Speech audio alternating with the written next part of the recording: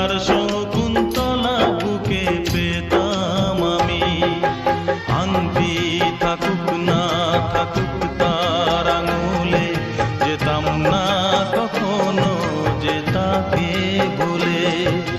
দুষ্মন্ত রাজা যদি হতাম আমি, শকুন্তলাকে চিনে নিতাম আমি।